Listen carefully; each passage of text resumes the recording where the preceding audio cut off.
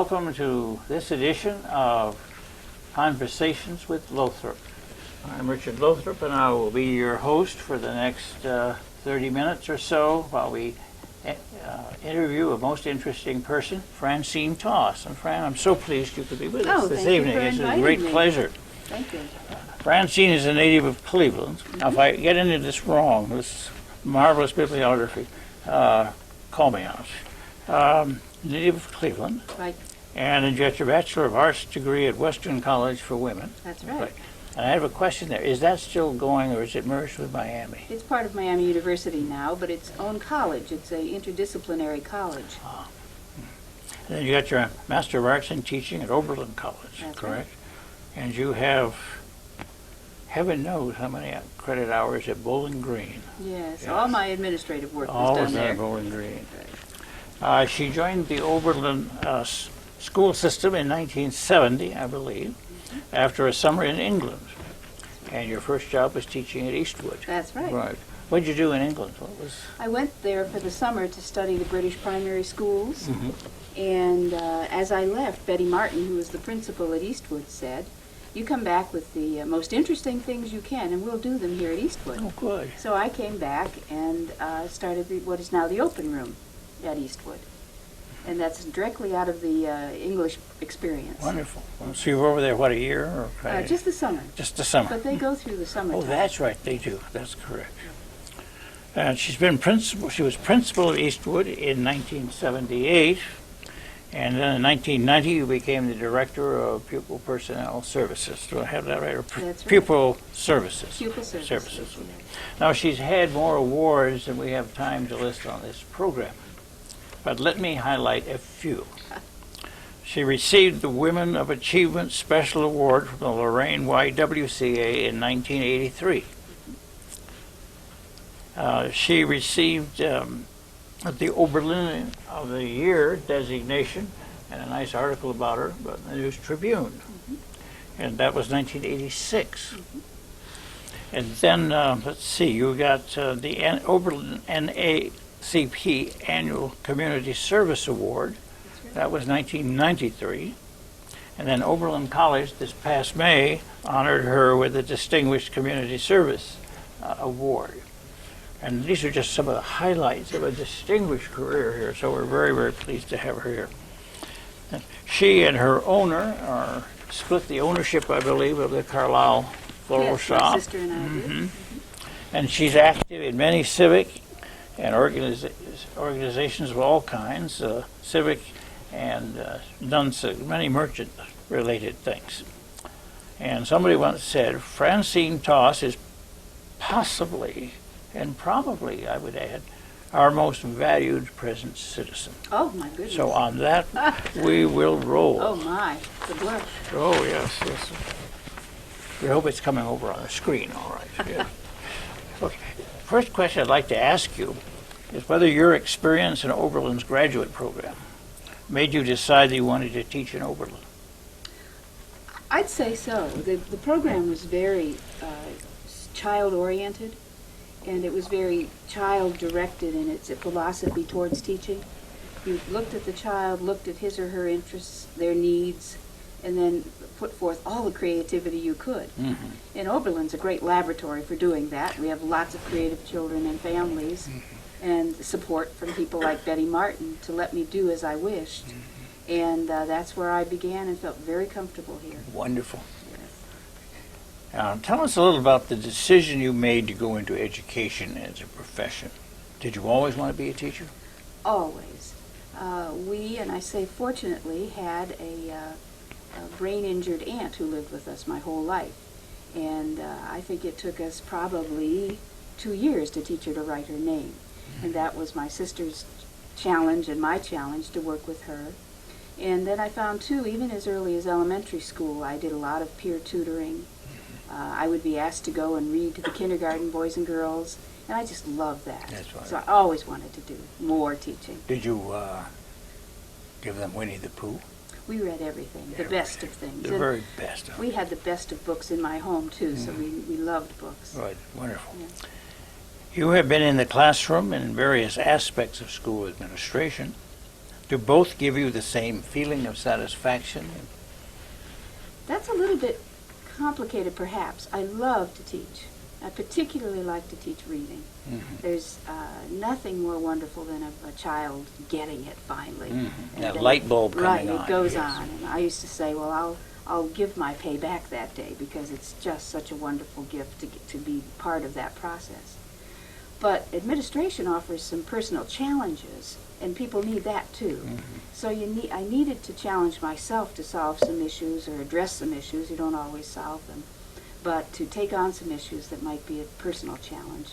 And whenever I come close to satisfying one of those, I feel good about that. Sounds excellent. But it really is comparing apples and pears, isn't it? It really Yes, is. yes. It really is. They're All both under the very same title, satisfying. but Right, yes. exactly. Let's focus a bit on the Oberlin schools, which is not hard for you to do, Nope, certainly. every day. Would you tell us what you think the biggest challenge or challenges are that are facing our local system at present? I think the school's challenges can't be separated from the city's challenges.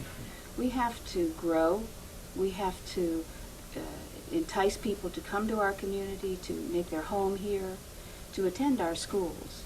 And we need to retain community members who will invest in our community, both financially and spiritually and psychologically. And we need to retain the youngsters in the schools. And to do that, we have to develop programs that speak to their needs and their interests. And that's hard to do in a small district.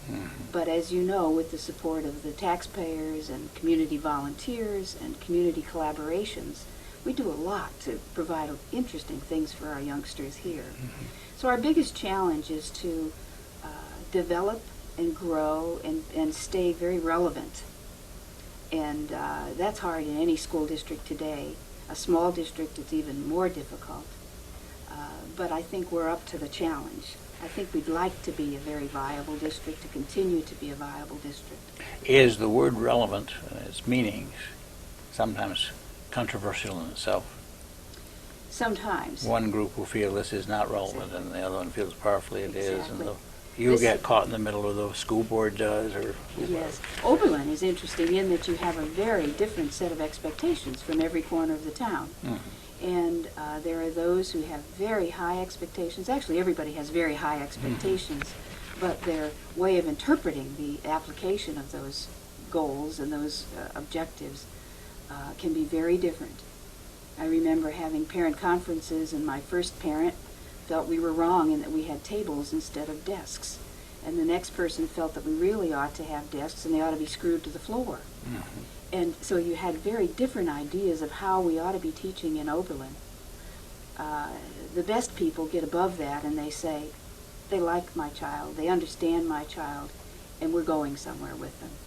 And that's what really counts. It doesn't matter the trappings, it doesn't matter the book you're using. It's who cares about the children and who's willing to invest the time and energy and will to make it happen.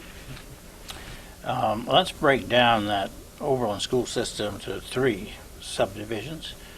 What would be the biggest challenges right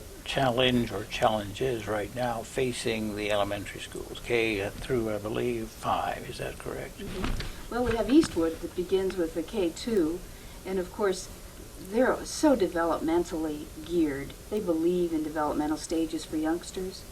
But the state, of course, has said by grade 4, everybody better be at the same place to pass that proficiency test. And that's kind of hard to put those two together. Giving kiddos enough time to learn at the rate they seem to need to learn, yet making sure they all get all those skills by the time they're 10 years old. So it's a big challenge to put those two together. And of course, the Prospect School, the youngsters are taking on great skills. They're doing writing of reports and things like that, and they're feeling pretty proud of themselves. And that's probably 3 very magical years because they're bringing it all together. Some would say now, unfortunately, they have an awful lot of pressure with those proficiencies, but they can't quite enjoy elementary school as much as they used to. No, I see. And that's kind of sad. Sad. Not that we don't want them to all be very competent learners, but there is that measure there that hangs over their head, almost like a club. Isn't the word maturation involved in this? Some people mature earlier than others. Some are, they may be in the same grade, but Exactly. That's what developmental stages are all about. Some might take, and a lot of boys take a little longer to flow through some of those stages, those academic stages, than girls, so research suggests. And there are some youngsters who don't really appreciate and understand that process of reading till they're 8 years old. I didn't think anything about it, at the time. But I do recall in second grade here, there were 3 reading groups, each named after an automobile. Ah. And there was Buick, those were the fast ones. Those of us not quite as swift were, I believe, Chevrolets or Fords, I can't remember which. And then there were 3 or 4 kids who just weren't making it all, and for whom there was little hope, I think. Or at least they thought people thought there was little hope. And so as a result, they were in this third category, which was the Austin, which was a popular British import. And I was at Plymouth. That's what it was, wasn't it? What did I say? Chevrolet. Chevrolet, it's Plymouth. So you had Buick, Plymouth, and Austin. Austin. Yes, and we were separated in the room during reading hour. So I suppose there again you have in some degree maturation. Yes, Yeah. exactly. Mm-hmm. Those Austins could take off and probably surpass the Plymouths someday. Now, what about the same question for 6th grades to 8th grade, the middle Sixth school? grade. Oh, middle school is such a challenging time. That's an age-old issue. Yes. Youngsters stretching their wings, trying to take on new freedoms, and forgetting that responsibilities go with them. So it's matching those responsibilities with those freedoms. And I think the middle school teachers try to do that. And they have to do a job, too, of selling that to the rest of the community, that at this age, kids are going to be growing, and they're going to be moving in big ways, and they're going to be having legs that are longer than they were yesterday. Mm-hmm. And what do you do with those? So they try to have the kids appreciate themselves and help their parents and the community appreciate them. At the same time, inculcating an awful lot of important learning, because today that middle school years are very important. So what they're doing, I think very well, is trying to put together units that involve kids at all levels. They get them involved, get their interests to buy into the learnings. They have to accept responsibilities for the way they learn. They do a lot of team learning, so they have to cooperate together. Because socialization is a big part of middle school years. You know that from your Lake experience, I know. Oh, yes.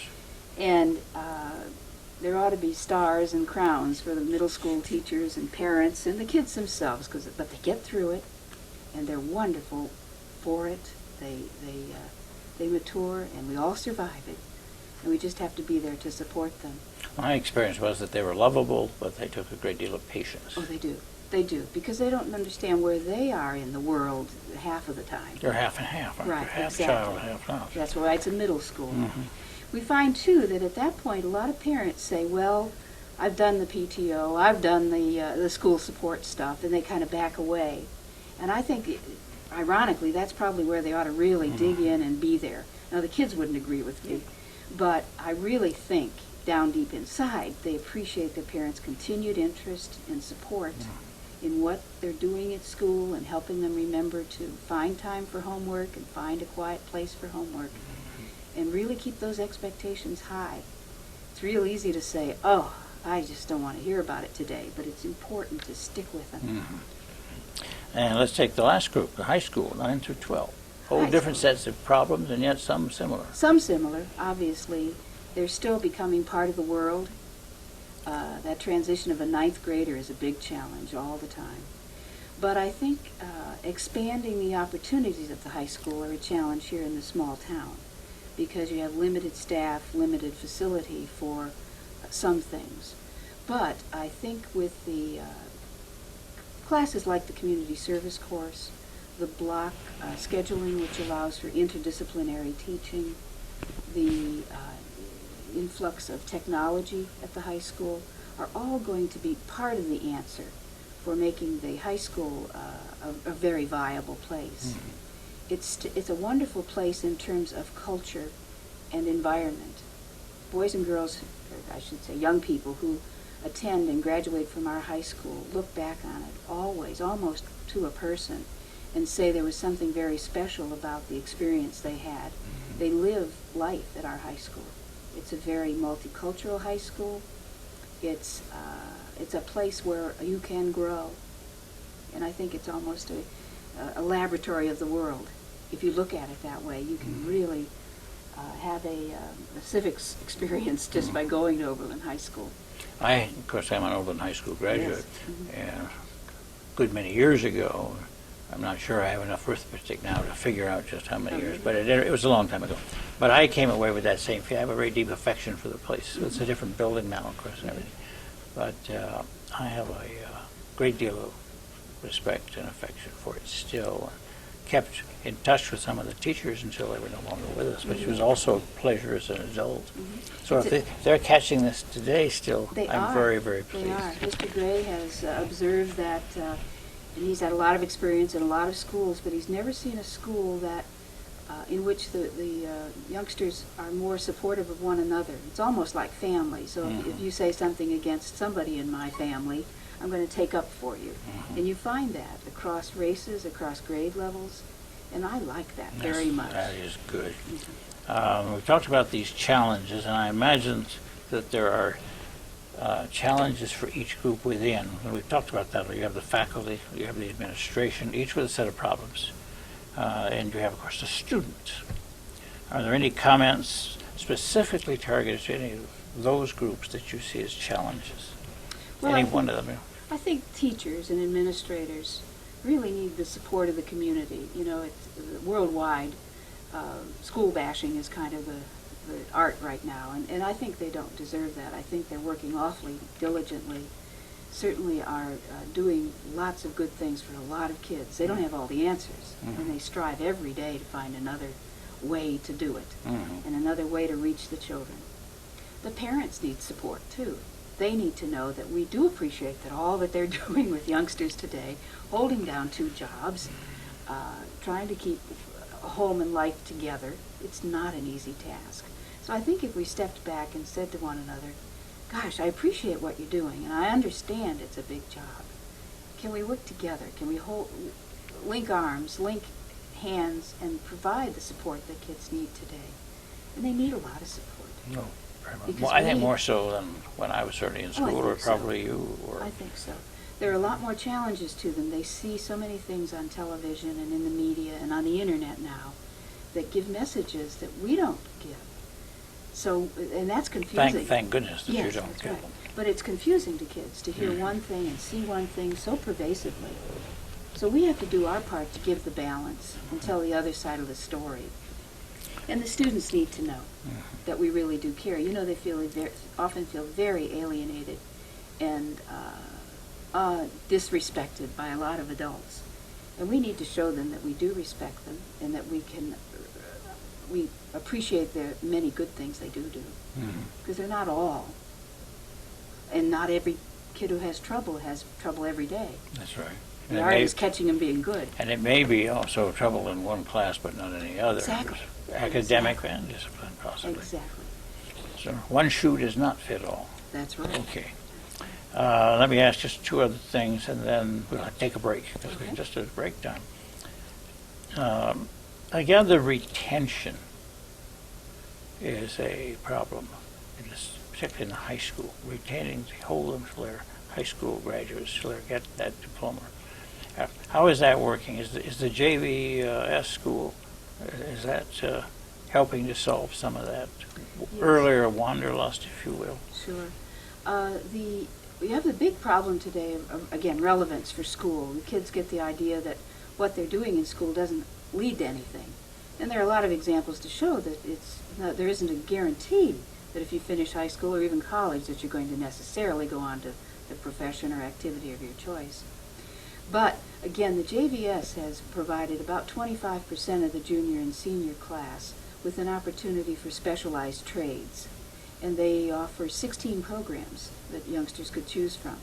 They're very selective, so in order to be allowed to go to the JVS, you have to have good attendance and complete some work that's required at your home school before you can go. So it begins building So responsibility. they take classes there at both schools? No, they at our high school for the 9th and 10th grade, and then they choose their specialty area for the 11th and 12th grade. I see. But they have to do some pretty strict requirements at our school before they can go to the JVS. And most of those kids are pretty successful, aren't Oh, they? yes. That's what I Great. understand. Work placement, great skill development. They're very well trained and very responsible professions. Now, the other things that we offer are lots of supplemental work in the high school, so if a youngster's having trouble with reading or math or something like that, we try to offer some remedial help. But also Oberlin College welcomes youngsters to take courses there, and youngsters have taken everything from Japanese to German and dance, all kinds of things, and they can take coursework at LC3 for high school or college credit. So we've tried to tailor-make some of the programs that the youngsters feel they would like to take. There's a double module system. Is that the right term? Double blocking. Double blocking. Is that helping in this process? It does. In many cases, it offers opportunity to really get in-depth studies into a subject. So there'll be, let's say they had geography and it was double blocked, they'd have it for 2 hours every day for the first semester. So that there's plenty of time for group work and group discussions. And it really, rather than just flying through the topic, you can really take it and chew it up a bit. Good, good. And we also, of course, I realize it isn't your bailiwick directly, but we also have the teacher retention, which can be a problem, keeping people wanting to stay on our school staff. Yes, Yeah. yes. And again, we try to support that by supporting professional development. We try to show our appreciation to our staff for what they're doing for the youngsters. We try to help in any way we can to, if there are medical issues or something like that, we try to be a supportive employee-employer relationship. We try to work that out well together. Mm-hmm. Okay, let's take our break. Okay. And we'll take a break now, and we will be back in about 1.5 to 2 minutes, so stay with us, please. Member of the household. To create a home escape plan, first draw a floor plan of your home. Mark all doors and windows. Then identify at least 2 ways out of each room and map them on the floor plan. Make sure everyone knows that if the primary exit seems dangerous, the alternate route should be taken. See that windows open easily and ones protected by security bars have quick release latches that everyone can open easily from the inside. In 2-story homes, plan escape routes through 2nd-story windows. Use non-combustible escape ladders if there is no accessible roof or balcony. Make sure that balconies, roofs, and ladders can support the weight of the heaviest person in your house. Select a meeting place in front of the building where every member of the household will gather after they've escaped a fire. Note the meeting place on your floor plan. Post your plan and practice it at least twice a year.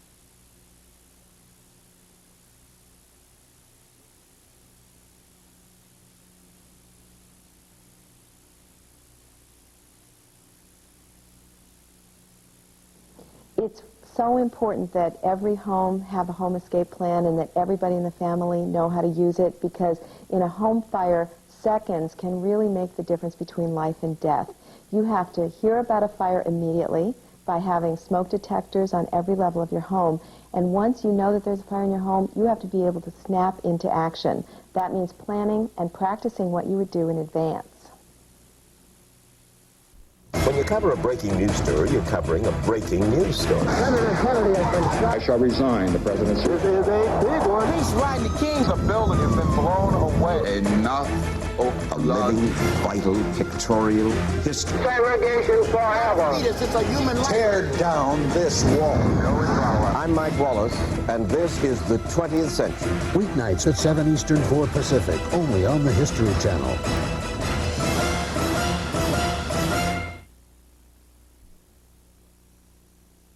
Put some flair into your life with HGTV's exciting show, Savoir Faire. I love it. Add a touch of personality and panache to your next get-together, whether it's a romantic dinner for 2 or a clam bake for the whole clan. This is perfect. From pizzas to pickles, a kid's lunch or a Sunday brunch make any occasion special. Get enticing recipes and decorate with flair. Watch Savoir Faire.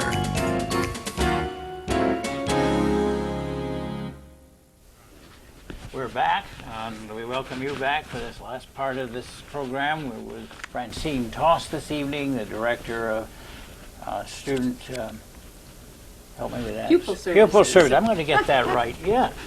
I always want to get the word students in there, because I guess we're thinking students, Sure, so that's sure. why. Doesn't matter. I did want to ask you, before we got off into something else, we often hear that the public schools are a challenge to the faculty because instead of having your bell curve, you've got inner down and the two outside, and one is the below average learner and the other are the very superior learners. So you have more of a split there than you would have in many school systems. Now, if faculty having any trouble hearing them to that? It's always been a challenge here in Oberlin. It's called a bimodal curve. Bimodal, thank Yes. you. I knew there was a curve. There was What appears to be a large bottom group and a large top group. Yes. The challenge we're making is to say that bottom group isn't so big. There's a lot more middle in there than it looks like. Good. So it's raising that bottom or the floor so that you're bringing everybody up more to the middle. And wouldn't it nice to be having a curve that was skewed from the middle up? Yeah. That's our goal. Now, isn't there a problem? problem, though, that if you spend a lot of time doing this, you're going to have some trouble? Aren't you going to wind up compressing this? Not necessarily. I think that the top will move. If you bring up the floor, the top moves as well. I see. Okay. You see. And again, by offering those Oberlin College connections and the special courses at the high school, for example, they're offering advanced placement now in 2 areas, which means the coursework that's taken at the high school goes right into college level work. Creates a nice new ceiling for the youngsters. And I think that's pretty Good, good. We know the role of the family is critical in education. What are we doing in Oberlin in involving parents effectively? Now, you touched that just a little. Could you expand on that? Are there any specific emphasis for parents, and does it differ with the grade levels? Well, the effort is to have parents involved K-12. Usually, as I said, they drop off at about middle school, and then resurface a little bit in the high school with booster clubs, etc. I see. With our new site-based management, however, parents are part of the building site committee, so that they have input into the decision-making within the building levels. And I'm not involved directly with those committees, but I believe all have parent reps this year. And some then serve on working committees, in-service committees, or building committees on curriculum or program items. And of course, parents were very much involved in the Prospect and Eastwood playground development, both in its design and fundraising, and in the hard work that went into building them, as were lots of college students as well. But parents volunteer hundreds and hundreds and hundreds of hours in the schools, and that's very meaningful involvement. Is there any of that at the high school, or is it pretty much down the line? It's happening at the high school through mentoring programs, Okay. through the booster programs. Lots of support for, there's an academic boosters group, and there's a music boosters group, and a athletic booster group. And hasn't the advent of the computer brought more families together in this? Yes, and we have plans for bringing even more of that together. There was a program, as you know, called ET Goes Home, and that came out of Prospect School. ET is educational technology. Oh. So the school would loan out computers and give training to parents and families as a whole in how to use the computer at home. And they would take the computer home for 6 weeks at a time. So we're trying to involve parents in a lot of what goes on at school. And of course, there is a family center at Eastwood now. It's part of a community or a county effort. There's a family center in Elyria and one in Oberlin. And there they offer workshops and toy loans and book loans and coffees on Fridays to talk about issues involving families and those kinds of things. So we're trying to both reach out and offer information and to open the door and say, come on in and work with us in this very important process. And of course, parents are the first and probably the most important teachers all along. And the job just doesn't stop. I think they like to think it stops somewhere along the line, but you can never give up on teaching. Is there a dichotomy here of teachers de facto doing things that really the parents ought to be doing, but may not be doing very well. Am I making? Let me rephrase it. The faculty face things they need to deal with every day, which they wouldn't have to face if parents were doing more in the way of support and so forth. Or am I? No, that not happens. onto something? It's hard to generalize that because it doesn't happen in all cases, but there are instances where a youngster may not be coming in with their homework, for example. And if you talk with parents, they're working 2 jobs and they're not there to supervise the youngsters after school, for example. Sometimes the schools feel like social agencies as much as educational agencies. They sort of de facto become that, haven't Right. they? Both by necessity sometimes, but it's also in our hearts. You know, when you see a kiddo with a runny nose, you tend to do something about it. Yes. And parents appreciate that. And sometimes maybe we take on too much. I don't know. It's all in good heart that we do what we do. But we're asking parents, and we want to be equal partners. We don't mean to take over anything. We try to help. And frankly, with all the new pressures with the testing and those kinds of things, the legislators, at any rate, are saying to the schools, you get back to what you're supposed to do, and that's teach the kids. And hand off some of the other things. And of course, here in Oberlin, we tend to hand it off to another group that can be helpful. Sure. There's a program called Young and Healthy in Oberlin, which offers, through the auspices of volunteer hours from our local doctors, boys and girls who have acute needs Oh, good. and don't have insurance. They'll see them for one time. And of course, with the program with the Allen Hospital Foundation, if they needed medications or extra tests, the hospital foundation will pick up on that. I see. So there's a lot of help for parents Good, today. good. And one of the questions which you really have answered, I think, that I had done, is there if we had a perfect world, perfect school system, perfect, what would you have the role of the parents be?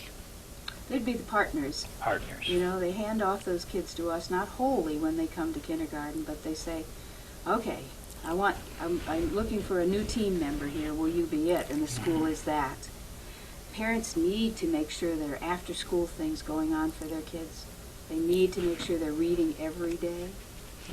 Turn off the TV if they must, and really be supportive of their child's learning and the school system within which they're working. Let's go to the assets program. Ah, grand. I see you have it down there, ABC Yes, I do. assets. And there's a yellow sheet, it looks like this. I guess people could pick that up in various places. I counted, if I did it right, 16 categories, and within those categories, 40 statements. So I have a question, or 2 questions. One is, do some of these have priority over others if you have a push and shove situation? And how does all this come together? Well, the assets refers to our ABC Oberlin, an asset building community. And these are table toppers that you'll see in local restaurants. I've seen those, yes. And this is there on the table for people to think about, what am I doing to provide a good environment for youngsters? The Search Institute out of Minneapolis did a study of over 500,000 youngsters, grades 6 through 12, and found that there are characteristics in their lives that are good predictors of success and of lack of risk in their life, and we want that for everybody. And they found that there were those 40 assets, and they fell into the categories that you're talking about. Before I go too far, I want you to have one of our ABC Oh, well, Oberlin thank pens. you very much.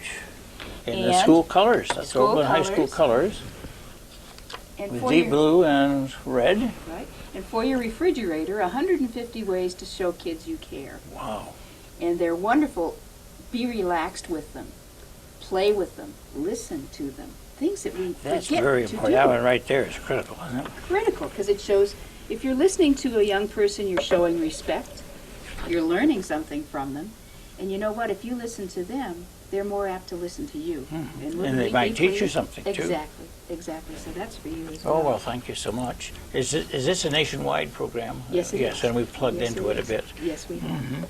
Well, the Search Institute, I don't think, would say that one asset is more important than the other. They really believe that all these things are necessary in a Okay. child's life. And they're things found in your home, like parents set reasonable expectations and follow through on them, like a curfew, and a time to be in, and you notice if they're not, and you make the child responsible for being there. Well, I notice we have things here like, well, we have support, we have empowerment, boundaries and expectations. That boundaries is a Very check important. one. Constructive use of time, Right. commitment to learning, positive values, social competencies, and positive identity. Just on Yes. that page, and we could go on. They're very important things, but they're simple things like the young person resists negative peer pressure in dangerous situations. We need to talk with young people about that and provide a way out. If they don't want to do something, but all their friends are saying, oh, you know, you're just chicken. You come on, do it. They have to be able to say, and they have to get permission from their parents to say, tell them your mother says no, and give yourself a way out. Back out of it and say, my mother would kill me if I did And that. I think many of them are very pleased the mother is there. Exactly. They wouldn't admit it, Exactly. but they're pleased it's there. Exactly. That was certainly my reaction. So I don't think Search would say some are more important than others, but there are some that are safety-based. For example, one of them says that a young person seeks to resolve conflict nonviolently. We have community resolution, mediation programs. here How in is that town. working? Very well. Good, They good. get a call regularly from a number of people in town. I don't know the stats on how many cases they've seen, but the volunteers are very pleased with the numbers. And from Prospect upward, there's something called peer mediation. So if there's a conflict between two kiddos at school, they can ask for mediation, and another student will hear what's going on both sides and try to help them resolve the issue nonviolently and with words. And those are very positive things for our community and certainly How do you for our choose the schools. team for the peer mediation? They're trained. They're trained. There are a number They of- volunteer and then right. they're trained. And then they receive training, and then they're always under the direction of an adult. Sure. And there are strict rules about active listening. They don't tell the two that are in dispute what to do, but they help them come up with a solution and a resolution. So it's a very positive thing. Good. Sort of indirect mediation. Yes, Okay, exactly. if I can use that term. Well, having said all of this, I was looking at your position again, Director of Personnel. I'm sorry, I'm going to get Pupil this right. personnel. Pupil personnel. Good heavens, I'm having trouble with that. Excuse me. And here are things I understand are part of the job description. And notice I said part of it. Excuse me. Special education, counseling, open enrollment, safety and drug-free school programs, innovative teacher training, homeschooling, grant writing, community outreach, and the list goes on. And my question, not only is it impressive, but how do you decide what to focus on at any given time, given all of this tremendous expanse, all within a title? It's fun. How do you bring it together? Yeah, I used to have a box of hats on my desk because I wore so many hats, but the hat box was replaced with files very quickly. What you have to be practical about it. A lot of what we do for youngsters takes money. So I have to be sure that the state and federal grants that come our way are pleased with how we use their money and what we do with their monies. So big part of my job is coordinating that or writing for additional monies to support some of the things we're doing. Of course, there are federal and state mandates that may not come with money, but you have to fulfill them. Special ed being one of the biggest ones, to make sure that you've assured the rights of the youngsters and their parents in the process of helping them. So meeting federal guidelines and state things are very important to me. But simultaneous with those, of course, are the special needs of youngsters. Somebody needs glasses or a hearing aid. I have connections with Rotary and Senior Forum and the Community Services Council to help us meet those immediate needs of youngsters. You'll find, as is the case with the whole society, there's the working poor. And they're not covered with medical coverage that some enjoy. So you have to be fairly creative to help those people help their youngsters. I've been told, that, at least in the recent past, that there are children in Oberlin that come to school hungry. Is that still true? We hope not. We do offer a breakfast program, and there's a very generous scale through which one can have a free breakfast and a free lunch. It's always been the case that if somebody says they're hungry, we always find crackers, cereal, milk, juice. So no one has to feel they have to stay hungry. Good. They may come hungry, but they don't need to feel they have to stay that way. Well, that certainly is good. In the 8 years you've been Director of Pupil Services, I said it right, didn't I? Yes, you did. Have there been any surprises? Oh, if there have been, you haven't had time to dwell on them, and nothing surprises me anymore. Not Maybe anymore. that's the answer to the question. It really is. Yes. I'm both pleasantly surprised with how we can resolve some issues, and I'm surprised at how often there are still issues. When you think you've really covered all the bases, something else comes up. Well, they keep coming up, like water in somebody's basement, don't That's they? right. They just keep coming up. Let me ask you almost a final question here, because believe it or not, our time is running it's out. gone so quickly. What do you think, this is a thought question, what do you think the public school educational system will be like in Oberlin 10 years from now? Anything drastically changed, or more of the same, or some things are not going to be around anymore? Not talking about personnel now, I'm talking about Well, the general curriculum and so forth. I'm sure we're going to have more community service kinds of activities. It's a growing trend, and it brings meaning to the child's experience at school. So I think they're going to demand more of that. They want to deal with today's issues. They want it to be, again, relevant. I've used that word a lot, and it has a lot of meanings, but youngsters will help us develop that I see. definition. They'll tell us. They keep pressuring you to do what means something. Can you give me an Yeah. example? Well, I think something that unloosens a creativity in them, Okay. something that frees their ability to express themselves and to take a meaningful part in our society. They don't look at when they're walking down the street that they want to be involved, but they do. They really do. So I think that's going to be a very important part. I don't think proficiencies are going to be a big issue in 10 years. I think everybody's going to be doing better, and a lot of it's going to be demonstrated through technology, and we'll have different delivery systems. Probably every child will have a computer on their desk or in their pocket, and they'll just communicate that way. Sort of like the calculator coming in. Yes. Hand. How wonderful that was for some of us whose mathematical skills were very poor. Were and still are. But you have that calculator. Sure. It's a tool like a pencil. Sure. When we moved from the pen and ink in the jar to the ballpoint pen, that was a quantum leap for us. And the calculator was the next step, and the computer will be the next step.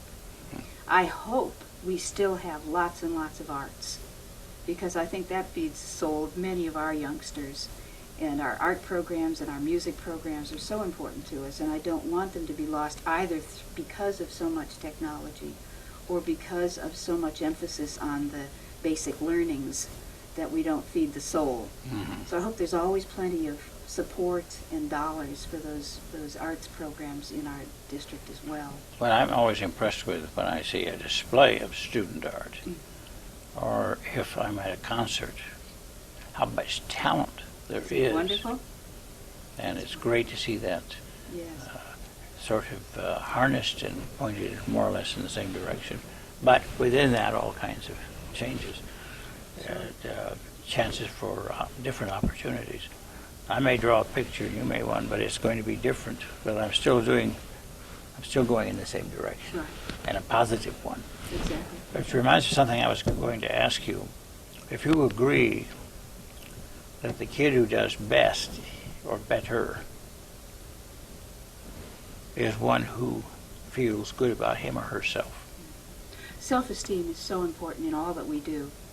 And you don't have to feel good about yourself in everything you do, but you got to have one thing that you feel pretty good about yourself in. And I challenge all of us to find that in every child, There's something that you're good at that I'm lousy at, but I can recognize that you're good at what you're special at. And that'll carry you across the difficult class in algebra or calculus. But you know that you're good in reading and you're a great poet or something like that. So that it gives you that stamina to get through the tougher times. Yes, that's great. Well, we're at the end of the program, believe that. Do you have any final comments that you would like to share on anything? Oh, goodness me. I've talked so much. This is your great moment. I've enjoyed this experience. Well, I'm so glad. We've certainly enjoyed having you here. Thank you. And, And I know we're going to continue to have a great school district.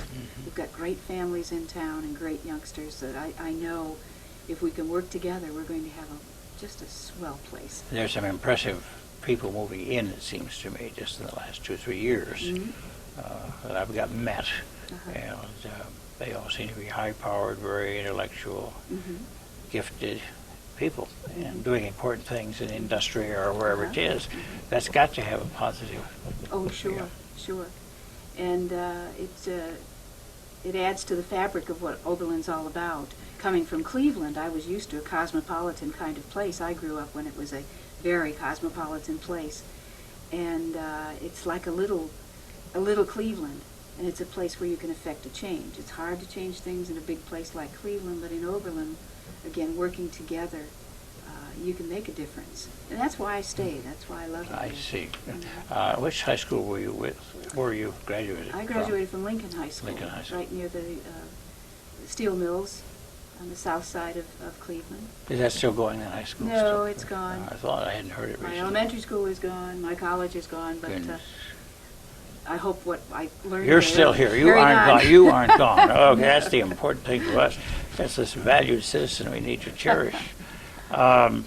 Well, Pat, I certainly do thank you so much for being with us, and we have a gift for you. It's a Conversations with Lothrop mug. A little bit of a smooch there I'm going to get off. There. Looks like this as a souvenir. Well, thank you. And we're so glad that Thank you you could be very with us. much. Thanks. It's been Thank just you. wonderful. Thanks. This concludes this very delightful interview, and we thank Francine Toss for giving her busy schedule up for a moment to squeeze this in. This is Richard Lothrop thanking you very much for being with us, and we'll have another program for you next month. And in the meantime, thanks again for coming and joining us this evening.